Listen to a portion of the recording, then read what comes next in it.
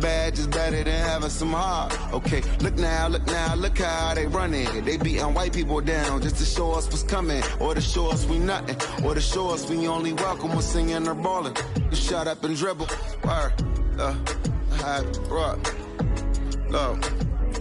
Hey everybody, I'm Carrie Champion. Welcome to We the People. So today we are having a very candid conversation with athletes and artists who want to make sure that you use your voice to vote. Voting is your voice. So we have so many different issues that have happened in this country. It's really, truly unprecedented time. So I'm looking forward to these conversations. I think you'll be educated as well as entertained, but most importantly informed. We have morethanavote.org, whenweallvote.org, and fairfight.com. Those resources are imperative as we try to change our future.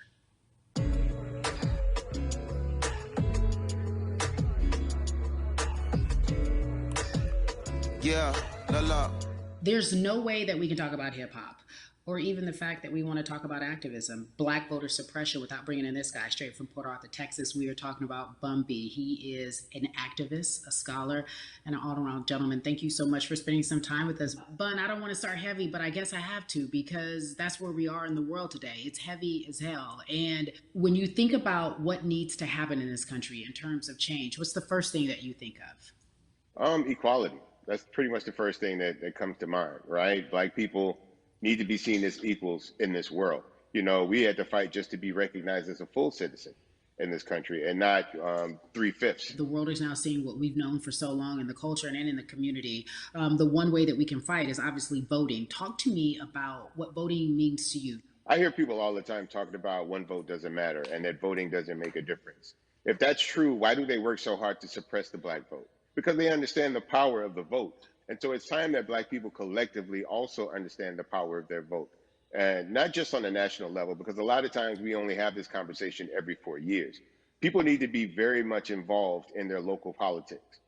They need to understand who their elected officials are, where they stand on issues that affect you. And you need to use your vote to either support the ones that care about you and your condition, or to elect people who do. A newer initiative that we're dealing with is educating felons, right? So in the state of Texas, if you're a felon, right, if you've been to jail or to prison, but you're no longer on probation or parole, you have the right to register to vote.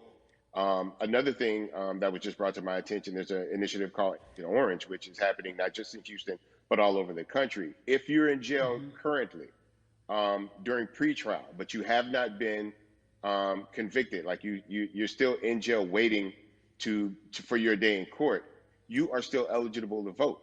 And you said something so key. They work so hard to hope that we stay uninformed, but more importantly, to suppress the black vote. If you could do one thing with this message that we're trying to send today about how important voting is, what type of images would you like our people to understand and see when they go to these polls and vote, or when they cast their ballots? I think the images that we've all seen, you know what I'm saying, for decades in this country, if not centuries in this country, we've seen black people oppressed. We've seen black people attacked. So every time you look back and you see those old black and white images of people of color being attacked by dogs and people of color being sprayed with hoses, that's what they were fighting for. Back then, they were just fighting for a chance to vote. People like Martin Luther King Jr., people like Malcolm X, these people died to help us be in a position to have the power that we have now, which is to be able to cast a vote and make a decision about the people that have controls over our lives. So, I mean, if you in your own community need a reason to vote, look at a person like George Floyd. If the people in your city are not open to police reform, are not open to having a conversation about defunding the police, are not open to issues concerning economic equality, judicial equality, and racial equality, right? If they're scared to say Black Lives Matter, you have the power to put people in those positions who do believe that Black Lives Matter, who do believe in racial equality, economic equality, judicial equality, right? Who see us as human beings. And if the people in your community don't feel that way, vote them out. It's that simple. It's just vote them out. We don't have enough time to sit around and hope that people change their minds. Yeah, Bumpy, you point out something so important. We have the power. And that is in our vote, and that is with our voice, and that's how we use our voice. I think of where we are right now. People say this is a particular moment, but it is a movement, not just a moment, it is a movement. Why, in your opinion, was it George Floyd's death, why was that the chosen brutality for people to say, oh my God, Black people are still oppressed in this country, and it is not fair? I think it's twofold, Carrie. In so many different encounters between people of color and the police, there simply is no proof of what happened in the interaction. And so what happens is in a court of law, it tends to lean towards the policeman's point of view, right? In this case, we saw very clearly what happened. I think the other thing is due to the fact that everyone was at home, basically, during this time period in relation to the coronavirus, you couldn't avoid it.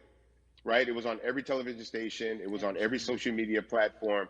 Everywhere you turn, you were constantly hit upside the head with this message. You see in the interaction that this man did nothing to deserve what happened. That's right.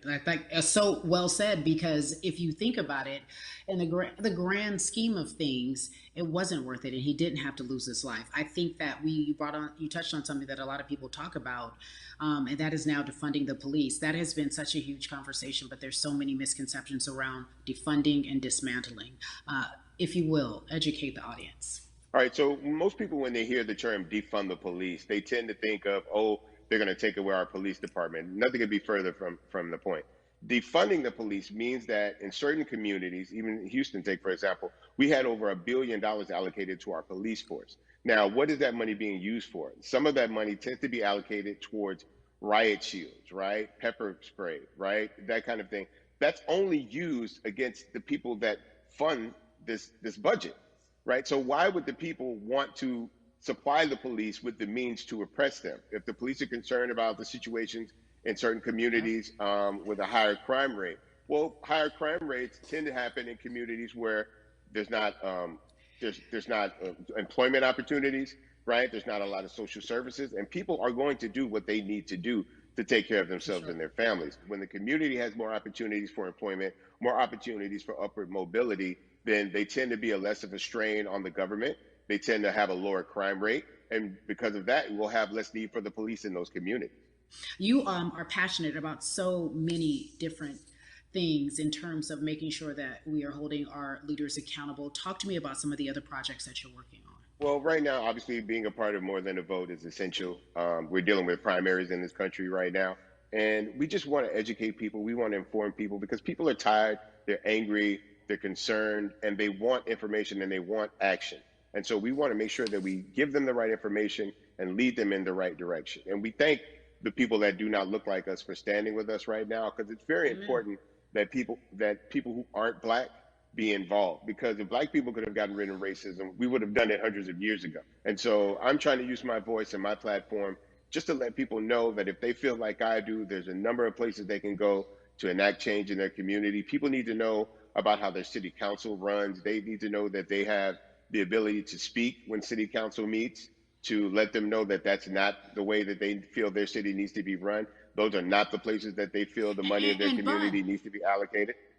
And Bubby, even a step further, they can run for office in their local community. They can run for positions. Like, people act like they leave it up to somebody else. If you're upset, it's not hard to get on the school board. It's not hard to be a part of the city council. It really isn't. And depending on how small your town is, you could be a mayor. The power is with the people. And we need to just know that that's happening. Absolutely. And it's always been with the people. You know, if you look at Trayvon Martin's mother, Sabrina Fulton, right? She felt that there was a system of racism and a system of oppression that led to her son's death. And so what did she do? She ran for city council and she was elected to city council. Our own former president, 44, Barack Obama, right, started in the community as an activist, ran for an elected position, became senator, ran for another elected position and became president of the United States. So don't think that you can't make a difference. You know what I'm saying? You don't need a lot of money. You don't need a lot of power. Your voice is enough to make a difference. Amen. I feel like I need to go out and run for something. You gave me a rousing speech there, sir. I'd be remiss if I didn't ask you this. When I talk to my brothers, I have to ask you, as a Black man, how are you doing? Are you okay? I'm good. I have a very strong relationship with God, so prayer definitely works for me. I have children and grandchildren who are watching me, who are encouraged by what I do, and they're proud of me right now, you know, and that's really what matters, you know. The change starts at home, you know, so as long as you have a support system that believes in what you're doing and supports you in what you're doing, you have everything you need to go out there and fight the good fight. And for those that don't, there's a community of people here to help you. So you can go to places like morethanavote.org. There are many different places that will encourage you, inform you, and they will put you with groups of people that feel like you, that are ready to take action. So no one has to go about this alone if they want to do it. Yeah, we're stronger together. People have been saying it, but that has much more meaning now that we are in our movement, not just this moment. Bambi, it has been an education, always a pleasure. Thank you so much. I appreciate you. Keep fighting the good fight. Keep up the good fight.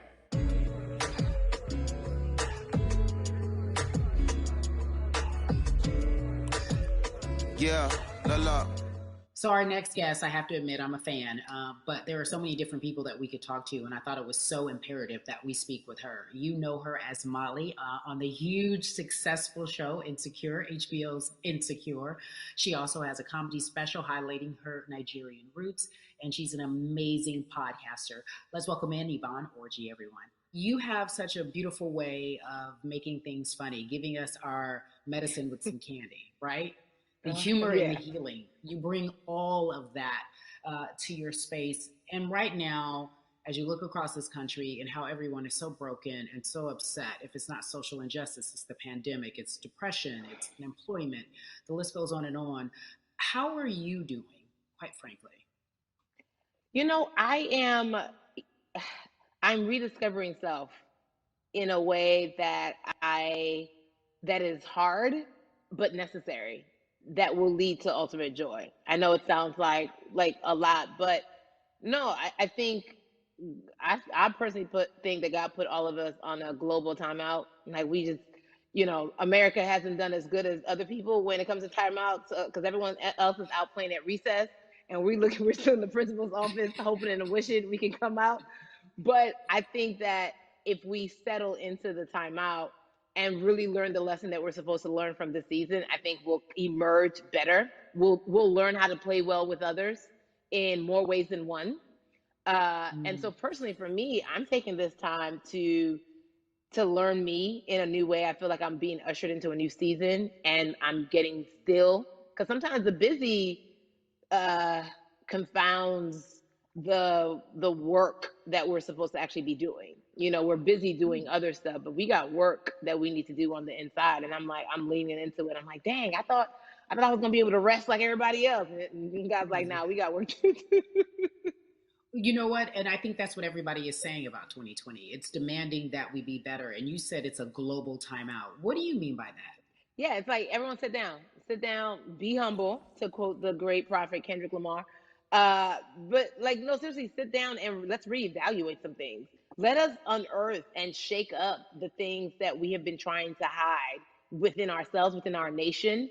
I think America is going through an unraveling right now, a much needed, a much necessary one. And I think all eyes on us, right? There is no, I was on the subway for an hour, so I didn't miss that thing that happened. No, everybody was home. Everybody, was watching when George Floyd died, and everybody, no one could hide it. Everyone was watching when Amy Cooper called the cops. Like, this is a time where it's like, we can't pretend it away.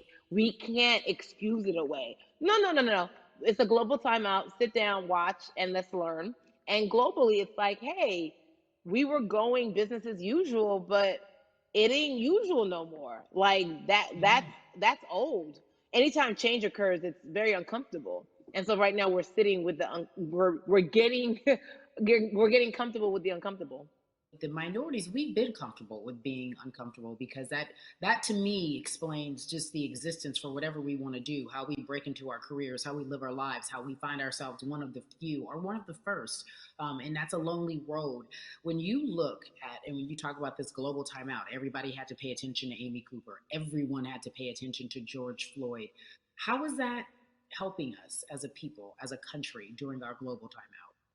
I think, well, one, we're not minorities, Carrie. You already know it. It's like these labels that they put on us. It's like the same way of saying like black on black violence. Also, there's no white on white violence. It's branding. Yeah, right. It's all branding. Yeah, you're right. It's like white people kill white people every single day. So no, there is no black on black violence. And if you say black on black violence, well, then let's brand white on white violence. Like, I watch Investigation Discovery. Ain't too many of us being featured. So, I just even like, but to answer your question, what does that do? I think what everyone expected is what has happened in the past when the world was still open, right? In that, okay, you had everyone from Trayvon Martin to Castillo to Sandra Bland. You had all of these lives lost, and Black people made some noise. We rioted, we got out in the streets, we started the Black Lives Matter movement, all of those things. And then white people kind of just like, oh, let's give them something. And then it's just like, is it over? It's like Oscar is so Black. Okay, good. We gave some Oscars. Are we good now? Like, are we even? And it's now it's just like, oh, no. This is not about like a Band-Aid.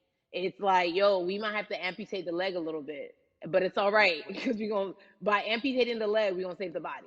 And so I think that's what's happening now. Like, America is realizing, like, oh, Black people aren't just making a little bit of noise. Like, the protests are still out. The conversations are still being had. The change is still being demanded. And I think they're seeing, oh, this is not going away. And no, it's not, because we need systematic change. What a beautiful way to explore what is happening and describe our country. We might have to amputate the leg, but that's to save the body.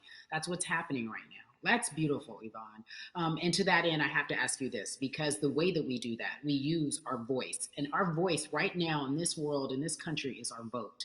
And everyone talks about voting and how important it is, but I feel like more than ever we understand that it's not just about voting every 4 years for the man in office. It's about your local elections. It's about the mayor. It is about the district attorney, the people who have the power to bring charges against police if police brutality is an issue in your community. If you care about your school district, you can run for the school board. I ask this of you, right? Your parents are from Nigeria. You are Nigerian. You talk about that very lovingly. What does voting mean for you? I think voting is power. I remember, I became a naturalized citizen back in the 90s when, because I was still a minor, my mom naturalized, and so we were able to do it under her. And just even that power of, like, we're American citizens and all the access that we have by being citizens, one of those accesses and those access to power being voting, it's a big deal. It's a big deal because not only do we have the opportunity to be in this country, but now we can be of the country. We can be of the systems. We can be of the rules. We can be of what it actually affords. But I think, going back to your earlier comment about just the setup of systems, I think we are done a disservice. Either it's schools or whatever it is, and I'm not putting teachers on blast. I think teachers do a phenomenal job, but for some reason, we do not, and give them all the raises. I know too many parents who are like, this child of mine, I do love them, but hey, where can I drop them off? And I do think that there's a disservice done because, again, when we talk about them, to your point, we talk about every 4 years. It's important to vote for the presidency. We don't realize, like, oh, snap, we actually can vote about, like, how much our libraries get. It's like small things like that, but they make a big difference. When you think of voter suppression in this country, what does it look like for you? It's the systems. When we talk about voter suppression, we also talk about systematic racism, right? It's all the systems that set up. And we've normalized, okay, maybe your job will give you a half day, or maybe, you'll be able to get this luxury. It shouldn't be a luxury. It should be built into the system. It should be built into the fabric of how we vote. But maybe you'll be able to get this luxury in order to enable you to go vote. Think about everything disenfranchised, marginalized Black person has to endure in a day. So in a day, you need to get to work. If something happens to your car, if something happens to your child care, if something happens to, there's so many factors along the way that can send you into a tailspin as an American. And then you add on as a person of color. If you're just trying to get to vote and you already have to go through all of these hurdles and hoops in your everyday life, imagine the one day when your voice really is supposed to matter the most in this country. But then you also see all the times that you tried to have your voice matter, and then it's been shut down, repressed, told it doesn't matter. And then you're kind of like, what's the point? How do we keep hope, though? If I'm watching this right now, how do we as a people stay hopeful? How do we believe in the promise that these quote unquote forefathers have given us? Because have you met black people? By default, like hope is infused in our DNA. Like you know what I'm saying? Like by default, like if we haven't been broken now through, be it through slavery, through capitalism, give it to me, colonization, through segregation, right. through I mean, listen, the history of black people in this country is at one point we were 3/5 people. Mm-hmm. That was a written law. And look at us now. We are whole. We are black girl magic. We are black boy joy. We are, you know what I'm saying? What I think about in terms of giving us hope, right? We're making a lot of people nervous right now, Carrie. We're making a lot of people nervous right now because they're like, dang, we put all these obstacles in their way and these jokers are resilient. But that should give us hope. That should give us hope that like we can't stop, won't stop. I mean, I went to the school of Diddy, you know what I'm saying? Hashtag, Harlem shaking it right now. Can't stop, won't stop. And I think that's our motto. We can't stop voting and we won't stop voting. We can't stop marching and we won't stop marching. We can't stop thriving and we won't stop thriving. To that end, because you led me directly there, I've been asking everyone who's appeared on this platform, what does activism look like? And I feel like back in the day, we had an idea. Yes, it is marching. Yes, it is protesting. Yes, it is speaking out against things that we feel are not right or unjust. But talk to me about what activism looks like for Yvonne Orji. Listen, activism, I think the beauty of activism is that it has many faces, right? You're going to have the people on the front lines. Like, you know what? Martin Luther King marched, but there were a lot of women who were in the homes like, hey, BT Dubs, when they come back, this is how we support all the people who are marching on the front lines. And we're going to be here doing what we know to do best here. And you know what? Somebody needs to bail them out of jail so now we need to be in the community, getting money or whatever it is. So it's like everybody has a position to play. And so play your position like a shortstop, bro. So whoever you are and whatever you do, play your position. So activism could look like, you know what? I'm not the one that's built to be on the front line, but you know what? My pockets go deep. So I'm gonna support the people on the front line. I'm a comedian. Black joy is a form of activism. There's always a call for entertainers or celebrities that have the platform to do something. Why aren't you speaking out? I'm not a believer in thinking that it's mandatory. Like you said, everyone can be an activist and be activated in different ways. But talk to me about the connection. Talk to me about the marginalization in your world and how you feel like it even inspires you to say more and use your platform to do more. Beneath the surface of what we do, like Niecy Nash says, it's the who, right? The who is the person who's going to be like, hey, let me call this out. Either blind racism in terms of overt racism, in terms of ways that we can be better, in terms of ways that we can actually be more uplifting to the community that you may not even realize that you're serving. Before I let you go, talk to me about the urgency, in your opinion, for people to vote, our people to get out and vote this coming election. Yeah, I mean, guys,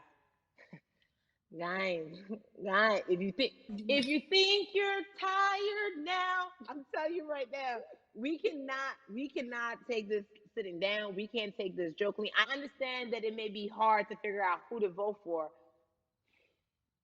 but at the end of the day, we got to vote for our families. We got to vote for our legacies. We got to vote for continued progress. We have to vote for upward mobility. We have to vote for equality in a way that is long lasting. And if we succeeded before, we can do it again. You talk about the hope. This is the time. This is not the time to give up. This is not the time to pretend a way that we haven't made progress. We have. There's still much more to be done. And you know what? We might have to get to a point where we pass the baton to our children and our children's children, but we still have work to do now for that generation. Yvonne Orji, you are everything. You are Molly, but you are not Molly, but I love you so much as Molly on HBO's Insecure. You are an amazing podcaster, Jesus and Joloff. Shout out to Lovey. And then we also have movies. Like you, the world, you're a model, a cover model. Also, wait, don't let me forget your hugely successful stand-up comedy special on HBO. Girl, you're doing it all. And I am so grateful. You're truly the dream, not just the American dream. You're the black girl, brown girl, do it all dream, the immigrant dream, everything. You're a beautiful, beautiful soul. I really, really mean that from the bottom of my heart. Yvonne Orji, ladies and gentlemen, nothing but the best and excellence personified. Thank you so much, my friend. I love you so much, Mama. Mwah.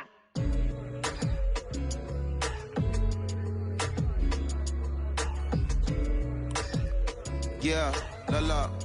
So Atlanta has been one of the hotbeds in terms of political unrest and social injustice. We've seen so much happen in that city, and we've also seen so much come from that city, including one of our very own founding fathers of the civil rights movement, and that's Martin Luther King Jr. But right now, we want to welcome in someone who has used his platform to talk about voting, to talk about racial injustice, and how he's trying to help.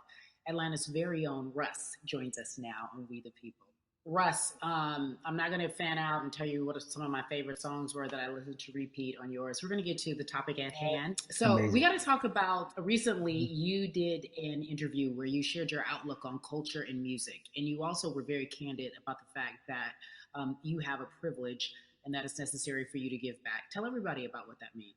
It's very obvious. I'm white and I'm in Black culture and I'm benefiting financially off of it. So I feel like if you're a white person financially benefiting off of Black culture, you have to put finances back into Black culture.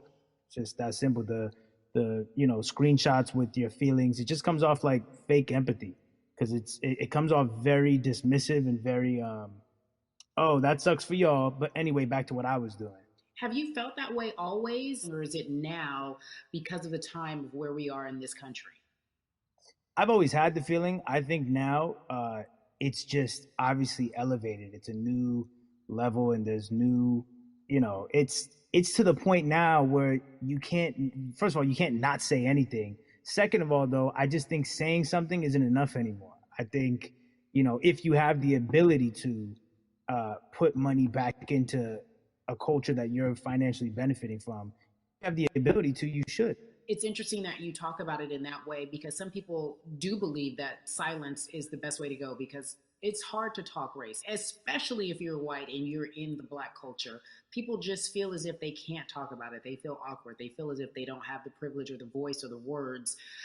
How do you find yourself right now in terms of interacting with people when they want to talk to you about social injustice, police brutality? What's going on in this country right now? Well, first of all, picking and choosing whether you want to be silent or not about race, that's a privilege in and of itself. But I try to just do my best to listen to the Black people around me and the educated Black people I have in my life. So I do my best to not act like I have all the answers for everything, especially in a culture that I'm not from.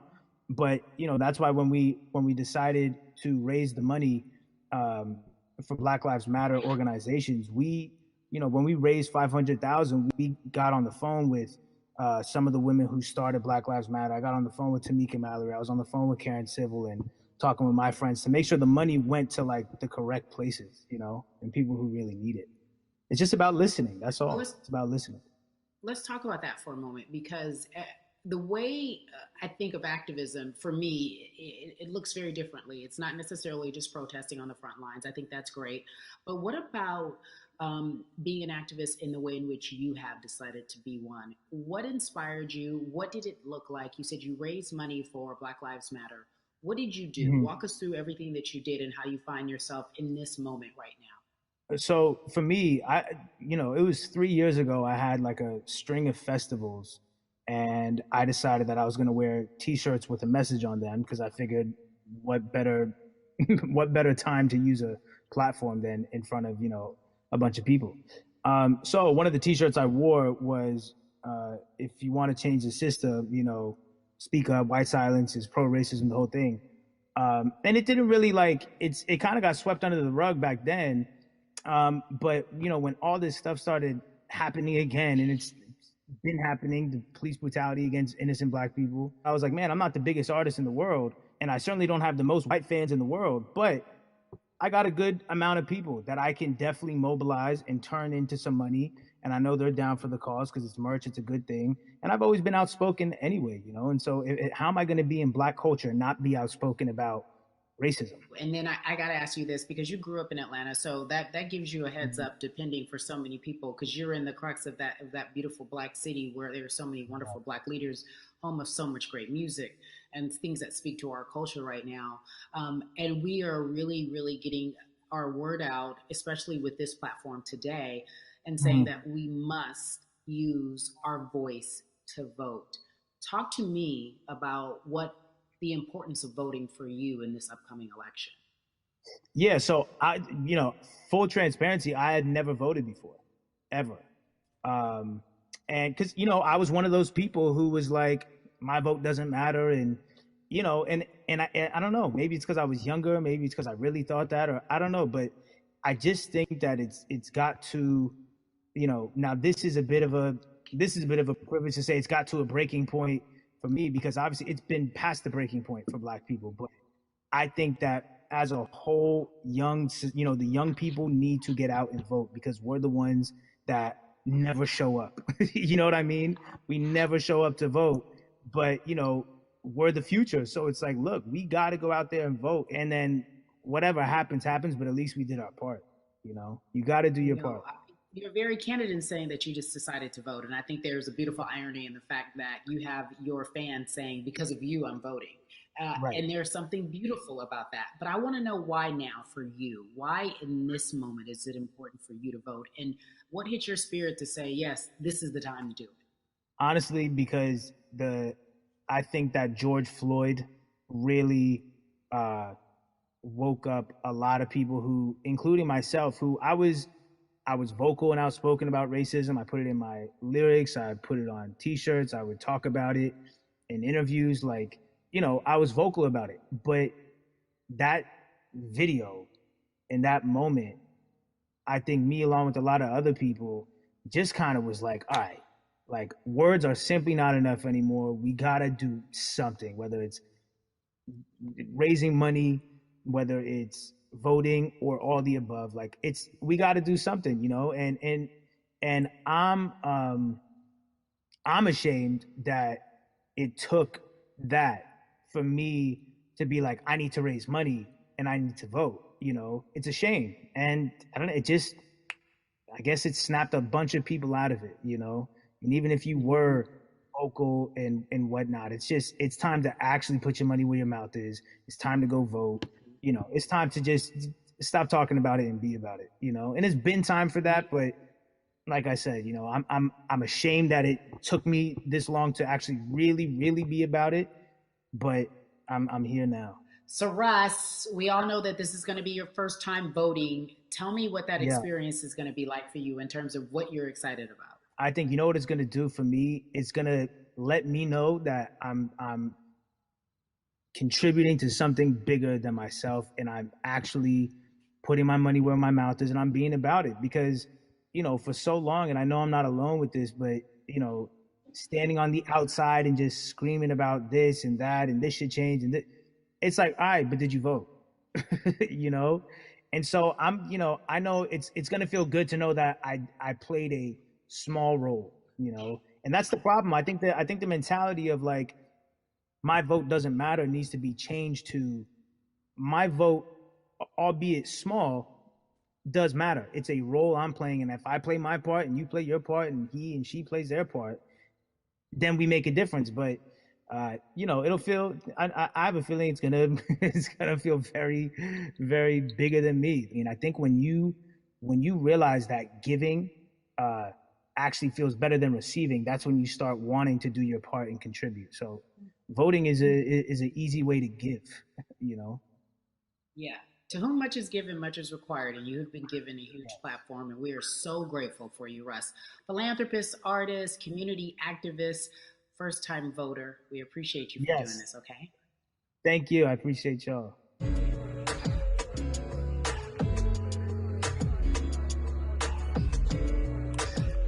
Yeah, la la. So cities like Atlanta and Chicago have been at the forefront of the discussions, especially now in this country when we're talking about COVID-19 and systemic racism, as well as police brutality and what we can do in this country. Again, we're continuing our conversation, letting you know that your voice is your vote and your vote is your voice. We can change where we are in this country. Currently, I'd like to welcome in Chicago Cubs right fielder Jason Hayward. I appreciate you. I brought in Atlanta and Chicago because I know you grew up in the metropolitan area of Atlanta, more specifically McDonough, let's be technical.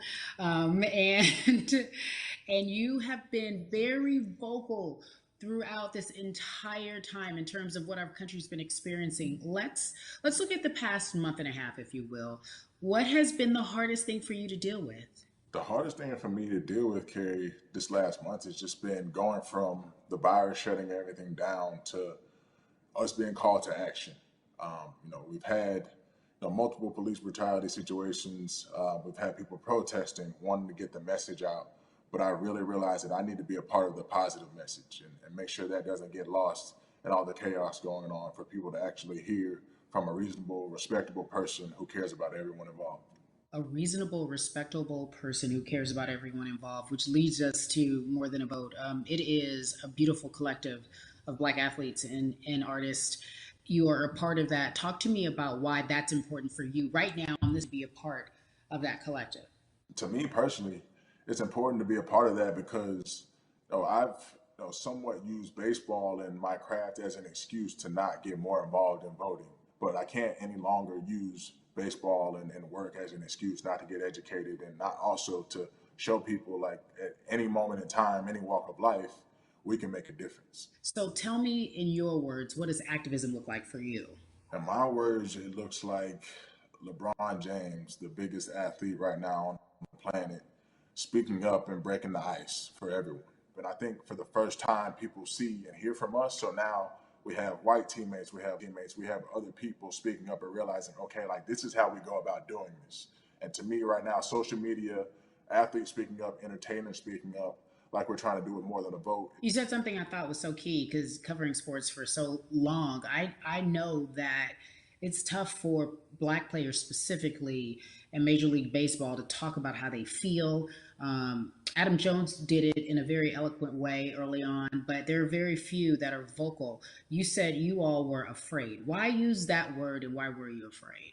You was afraid because in 2019, there were 68 of us total. And there are 38 teams. There's 25-man roster on each team. There's a 40-man roster, which is on each team as well. And there aren't many of us. So we're outnumbered in that sense, but not always in a negative way when it comes to our teammates and our clubhouses. But to get to this point, you have to move a certain way. You got to be careful what you say. You can't ruffle feathers. You can't come off in any way. Much like other Black entertainers, much like yourself, probably having to live through life every day. But to get to the highest level, you got to button up. You got to be seen and not heard. So baseball is, like I said, it was time for us to try and speak up and make a difference and show it's okay to do so, because we can't be quiet any longer.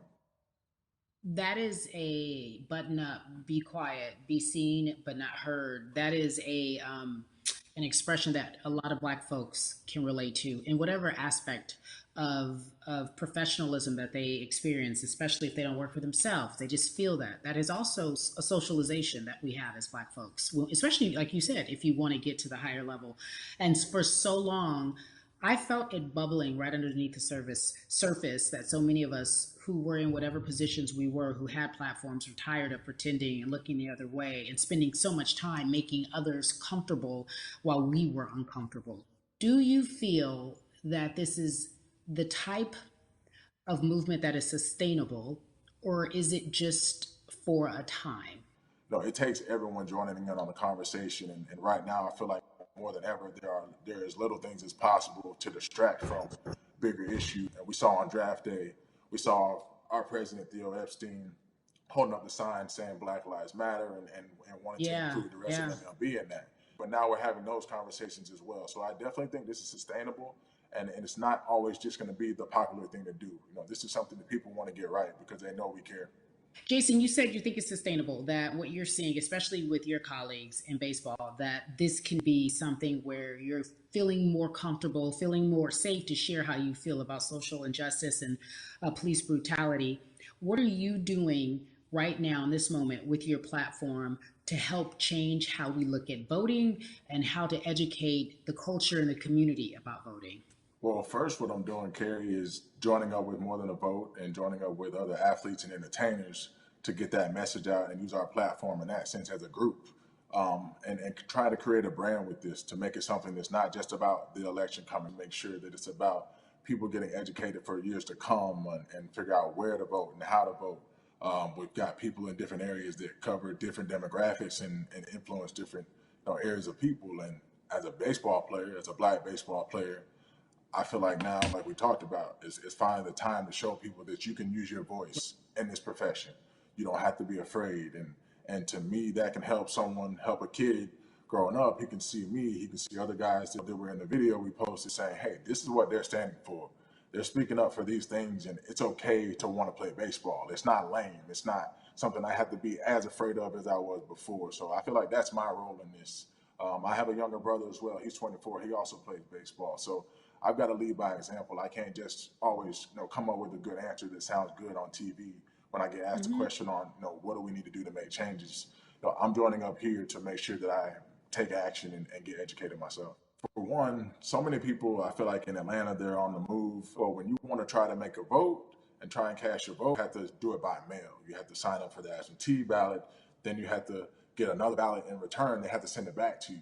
Well, for me personally, they didn't send that back until it was too late, right? We didn't get it in the mail to the address that's an Atlanta address at my parents' house. We didn't get that in the mail until it was too late.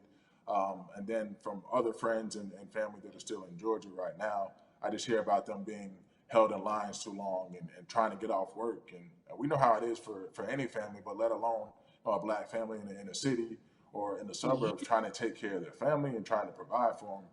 You try to get off work, and then you're like, wait a minute, you start looking at the clock. It's like, oh, this is not going to happen today, right? And so I saw, Mayor Keisha Bottoms, reach out via social media to people and say, hey, I'm going to address these issues right now. I need y'all to stay in line to cast your votes. Keep hanging in there. So to me in Georgia, that's what that looks like. Well, it's interesting that you even bring that up because there have been all these images specifically from Georgia, because that's such a battleground, where you see people, especially when it came to the primaries, doing whatever it takes. And this is real life voter suppression that you're talking about. It's been happening for decades. It's not fake. What you're saying, these examples of sending you your ballot too late after the fact or shutting down the polls at 6 o'clock while people still are in line, that's a real life issue. There needs to be some type of change. And I think that what we're doing right now is fair, but the idea of voter suppression, do you think that is well known, especially with folks, within the generation, your generation? I think it's known in our communities, right? I don't think it's spoke on enough. I don't think there's been enough light drawn to it. Bring it to light. Let people hear about it. Let people learn about what that looks like. And get more people to say, okay, look, like this is going to happen. We have to expect this, and we can no longer make the excuse. We can't say they didn't warn us. Jason, everybody knows, or it feels as if everyone knows, that the time is now. America's paying attention to us. We have their eyes. We have their ears. If you look toward the future, what are you most excited about in terms of seeing a change? I'm excited about how fast the word is traveling. The word is being spread right now. The biggest athletes, the biggest icons, biggest entertainers are doing their part, but I'm also seeing people out there on the streets doing their part. When so many things got lost, could have very easily got in the commotion when it came to protests, and you saw rioting, you saw looting. People still stood their ground, and people still went out there and said, look, we're doing this for the right reasons. We're going to come together. We're going to use drones. We're going to use social medias. I feel like this is a new wave of getting things done the right way and just spreading the message. You're right about that. And you're right. People are spreading the word unapologetically. We out here. We doubling down. Thank you so much. I appreciate you. Right.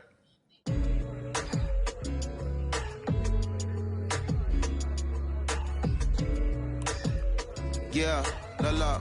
Hey, everybody. I am so excited to welcome a friend, a brother, family member, if you will, former colleague, NBA great, sports analyst, philanthropist. He does it all. And he's here to give us his time and his platform to talk about something that is so important, that is voting. Everybody, welcome Jalen Rose to We the People. Talk to me about how important it is for the people who know you and love you and look up to you. Why is it so important that you use your platform to talk about voting? Initially, we have to get past the stigma of the mental systemic racism that comes with the presidential race, governors, mayors, senators, judges. We've been conditioned to believe that our vote does not matter. So usually when we looked up at all of those races and people that were running, not only did they not look like us, we didn't believe they were there to represent our best interests. So therefore, as a collective, we didn't mobilize until Barack Obama, and we felt a sense of hope that finally our country is going to do something that we felt would never happen in our lifetime. And I remember being at the inauguration in 2008. I made sure I was there. And we voted in 2016. We didn't vote, Carrie. We didn't vote. And so many people try to make this political. This is not political. Me telling somebody to vote is like telling somebody to pay taxes. So that's one, getting over the stigma of nobody is going to represent our best interest. And then number two, the reality is that the person that gets the most votes doesn't necessarily win the presidency. That's uncomfortable right there, because that's actually what took place in 2016. The Electoral College chose the president. And if you put all of their pictures up, I'm pretty sure they look a lot more like each other than they look like you and I. How about that? And then the third thing, especially in urban environments, oh man, they create barriers for us, Carrie. It's like you got to jump over the fence, you got to run past the dog, you got to jump on the hood of the car. The lines is 5 hours long. You get up to the poll and they don't work. Elderly people working in the city, while they got the young people who understand technology working in the suburbs. Like, these are all systematic things that try to discourage us from voting. And then finally, we don't have a day off to vote. We need to work. So we don't get a day off. It's going to be a full day, and I got to work to pay my bills. So you know what I'm going to do? I'm going to mail in vote. And you know what you want people to realize? That counts too. So your vote will be counted if you're able to mail it in. So those are a few things that I hope that we can do and mobilize. And shout to LeBron and his team. Shout to you and everybody involved. We will make a difference. Well, let's talk about more than a vote. There is a Black collective of athletes, of artists coming together and saying voter suppression is a real deal, especially in the Black community. When you just talked about, I got to work, so I can't go vote. And then when we do get in the booth, just in case we don't have to work, do we know who we're voting for? Not only do we have to vote, we got to be educated. And it's not always even about the man who's in office or the woman who's in office for president. It's about your local elections. It's about the people who are your DAs, your state DAs, like the people who actually make change in your community, who will change police brutality, who will make sure that your community is taken care of, who will defund police and hope that they can help you in stopping police brutality. So talk to me about why you decided to be a part of More Than a Vote and what it actually means. Well, it means a lot to be involved with such an impressive collective, as you mentioned. And I said this multiple times, and I know it can be uncomfortable when I say it, but a lot of times we have to get to the root of the issue before we find a solution. And the quote was, I wish America loved Black people as much as it loves Black culture. And this collective, by the way, represents in a lot of ways what's encouraging, but also sometimes disappointing about our role as Black people in America. Because we were brought here as labor and to entertain. And we use those vehicles to get paid and move to the suburbs and be the idols of white kids. And so now that we have this collective, I would say sports entertainment represent the most powerful group of black men in the United States. I'm talking about money, power, celebrity, the ability to mobilize, community involvement, their leadership, their intellect.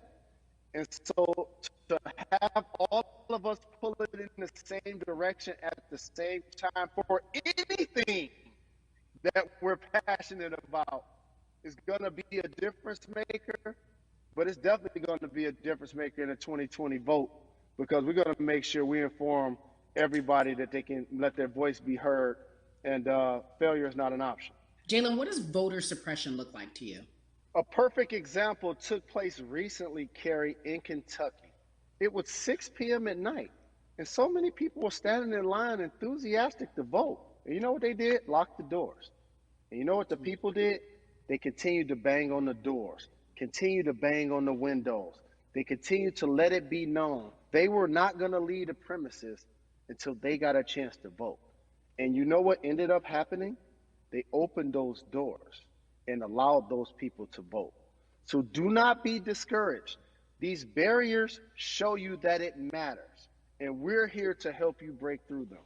The same thing with our platforms and voices, Carrie, because you know what's going to happen. At some point, Breonna Taylor is not going to be trending anymore. People are not going to be protesting anymore. But it's still up to us to keep making sure that our voices get heard, and this is one way to do so. Right, and that is a form of being activated, being an activist. It doesn't have to be protesting. It doesn't have to look like what you think traditionally activism looks like. It's voting. It's that simple. We now have to understand, like, this is a critical mass moment for this movement to continue to hold up as much steam for as long as possible. And that's what this collection is going to hopefully allow for that situation to happen. Jalen, in today's age of technology, it should be easier to vote. No doubt. It's like we call these devices smartphones, but yet I can't vote from it. All of the things that we do in our lives are in our phones. All of these barriers are things that people will need to overcome in order to create a level of enthusiasm to vote. And again, this is not political. It's your right to do so. And there's so many times where you feel like somebody may have gotten done unjustly in your community. Pay attention to who the judges are, who's running for Senate, mayor, governor. Pay attention who's running for president. And let's make sure in 2020 we make a difference. Why is more than a vote so important and invaluable in our community right now? Well, because right now, I think we have an opportunity to let our voices be heard louder than ever. Anytime you see the mobilization of white kids holding Black Lives Matter signs, that means there's a breakthrough. Now, what happens with that breakthrough is the next step. You're going to look down in your email, Carrie. You're going to see all of these companies telling you how they're going to work on their diversity, how they're looking themselves in the mirror. They need to make change, just like in sports, right? Look on the field and on the court, all those black players. The further you get up, it's like altitude or a ladder. It gets thinner and thinner. And so a lot of people talk about the system being broken. I hate to remind people that it's not broken. It was built this way. And one of our ways to help change the system is to vote. So that's why more than a vote is so very important, so we can make sure everybody participates and gives themselves an opportunity to let their voice be heard. I think it's interesting because you talked about black men being very powerful in the U.S. if they're athletes and entertainers, because for so long those have been the only avenues traditionally to create wealth. The NBA season comes back. What are your feelings on the season coming back? In the midst of everything that is happening? I think you'll see players challenging the establishment more. You're going to see them saying, okay, if you have all of these marketing and promotional deals, how many of them are with minorities? How many people are you employing, NBA? What about certain teams? Who do you have as a minority owner Or what about the candidates that you have for positions of power?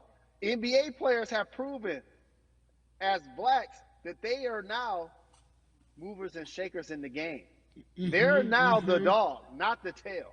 So if they decide not to play, some of the biggest social changes and conversations have taken place in sports that weren't during the game. Colin Kaepernick was before the game. The Ali Summit was a press conference. So they could mobilize if they chose to. But when and if you do play, challenge the league. Black Lives Matter on the jerseys. Continue to make sure that every time people are watching the game, they're also seeing the movement happen. Jalen, I appreciate you because you are always entertaining and informative at once. I really, truly am looking forward to the NBA season. Thank you for working with More Than a Vote because your voice, your platform, all of it is needed, my friend. Be safe, okay? Yes, ma'am. I love and appreciate you. One call away always. Thank you. Love you, brother. Love you too. Every conversation that we had today, I hope was helpful for you. I am so grateful to everyone who came on with me to talk about what's going on in our culture and how we need to change. Huge shout out to Jalen Rose, Bun B, Jason Hayward, Yvonne Orgy, and Russ. Their words were inspiring, but also important and invaluable. I hope your phone is full with all the information that we've been able to place in front of you. Again, you need to check out these resources because they are so important because we want you to vote. That is your voice. It is important. We, the people, want you to vote. So go to morethanavote.org, fairfight.com, and whenweallvote.org. Again, thank you so much for joining us and paying attention because this message, again, is invaluable. I'm Carrie Champion for We the People.